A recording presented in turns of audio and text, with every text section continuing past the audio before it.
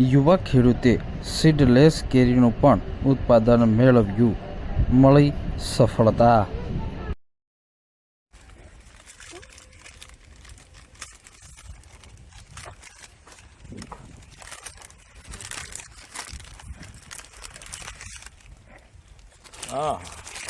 King of ચિંગમેન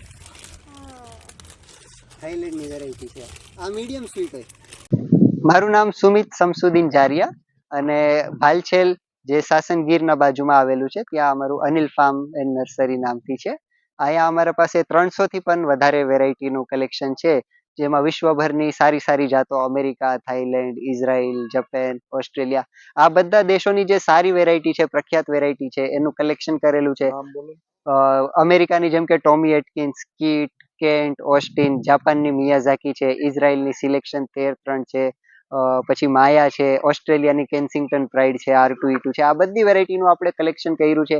અહીંયા આપણે વાવીએ એનું ફ્રૂટિંગ જોઈએ જેન્યુઇન છે કે નહીં, પછી જેમાંથી જે આપણા ક્લાઇમેટમાં સારી પરફોર્મ કરતી હોય એ ખેડૂતોને આપણે ભલામણ પણ કરીએ કે એક અલગ વેરાયટી એક્ઝોટિક ફાર્મિંગમાં આપ વાવી શકો અને સારા પ્રાઇઝ એના લઈ શકો છો. એના આપણે પ્લાન્ટ્સ પણ તૈયાર કરીએ છીએ. પછી જે નવી સંશોધિત જાત છે જે આપણા ઇન્ડિયાના સાયન્ટિસ્ટોએ ઘણા વર્ષો મહેનત કરી અને ડેવલપ કરી હોય, જેમ કે સોનપરી છે, પછી અરુણિકા અંબિકા લખનઉની વેરાયટી છે CISH ની, પછી ન્યૂ દિલ્હી પૂસાની વેરાયટી છે પૂસા અરુણિમા, પૂસા સૂર્યા, પૂસા પીતાંબર, પૂસા દીપશિકા, પૂસા મનોહરી. આ બધી વેરાયટીઓ એવી છે કે જે નાનું ઝાડ રહીએ કુંડામાં પણ આપણે એને વાવી શકીએ, ટેરેસ ગાર્ડનિંગ કરવું હોય. પછી ઘનિષ્ઠમાં વાવેતર જે ખેડૂતો હવે કરે છે ઇઝરાયલ ટેકનોલોજીથી વાવેતર, એમાં પણ યોગ્ય છે. નાના ઝાડમાં ઘણું બધું ઉત્પાદન મળે, પાકે ત્યારે લાલ કલર હોય, પાક્યા પછી 10-12 દિવસની શેલ્ફ લાઈફ હોય અને એક્સપોર્ટમાં પણ ચાલે એ ટાઈપની આ બધી વેરાયટીઓ છે. પ્લસ લોકલ ડિમાન્ડ તો એમની સારી રહે જ છે કેમ કે આ નવી વેરાયટીઓ છે અને આમાં ડિમાન્ડ સપ્લાય ગેપ ખૂબ જ છે.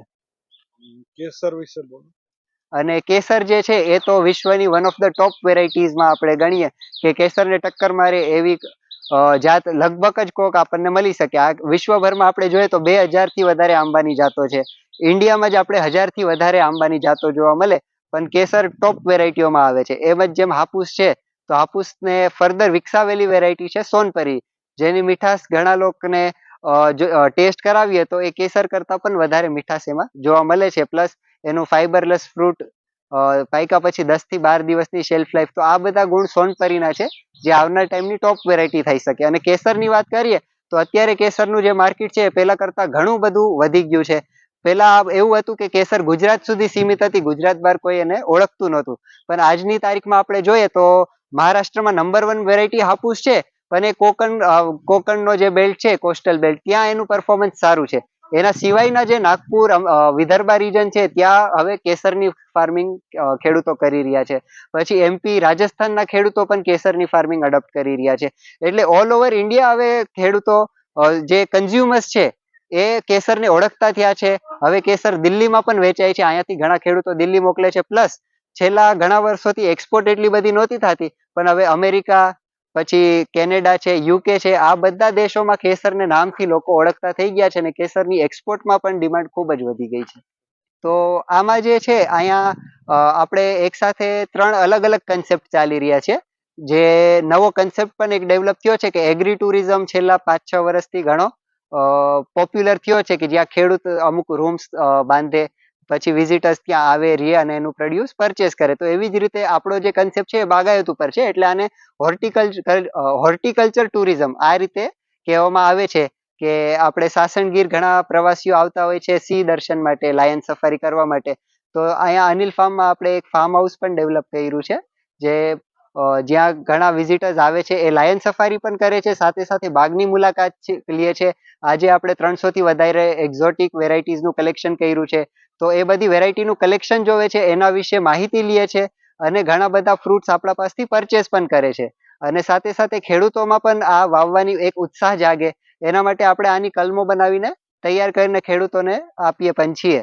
તો આ આખું જે કન્સેપ્ટ છે કે બાગાયત છે, નર્સરી છે અને સાથે સાથે ટુરિસ્ટો આવે છે, તો આ બધું હોર્ટિકલ્ચર ટુરિઝમ અને નર્સરી અને આ એક આખું મોડેલ છે જ્યાં ખેડૂત પોતાની ઇન્કમ કેવી રીતે વધારી શકે. આના 2-3 અલગ અલગ ઉદાહરણ એક જ જગ્યા પર જોવા મળે છે. કલમ બનાવીએ છીએ એ દેશી ગોઠલામાં આપણે બનાવીએ છીએ. તો કલમનું સિસ્ટમ એવું હોય કે આપણે કોઈ પણ ગોઠલું વાપરી શકીએ, પણ ખરેખર જે દેશી ગોઠલામાં બનાવેલી કલમ હોય છે એમાં રોગ પ્રતિકારક શક્તિ વધારે હોય છે. પ્લસ એનો વિકાસ ઝડપી થાય અને વાતાવરણમાં જે થતા નાના મોટા ચેન્જીસ છે એને એ સહન કરી શકે. તો અત્યારે આપણે જોઈએ તો બિન ટાઈમ વરસાદ હોય છે, બિન ટાઈમ વાવાઝોડા થતા હોય છે. તો આ બધા જે ક્લાઇમેટમાં ચેન્જીસ થાય છે આના સામે સક્ષમ રહેવા માટે આપણે દેશી ગોટલામાં બાંધેલી જે કલમ હોય છે એ જ રહેવી જોઈએ. પછી જે દેશી ગોટલું આપણે વાવી દીધું એના ઉપર આપણે કોઈ પણ વેરાયટી ચાલે. આપણે કેસર અગર જોઈએ તો કેસર એમાં ગ્રાફ્ટિંગ થઈ શકે, હાપુસ, સોનપરી, ફોરેનની વેરાયટી, અમેરિકાની ટોમી એટકિન્સ, જાપાનની મિયાઝાકી, કોઈ પણ વેરાયટી ઉપર આપણે ગ્રાફ્ટ કરીએ તો આપણને એના જ ફ્રૂટ મળશે. પણ જે નીચે મૂળ કાંડ છે એ સારું તંદુરસ્ત રહેશે તો આપણને સારું ઉત્પાદન આપશે. બીજું કઈ કહેવા માંગુ?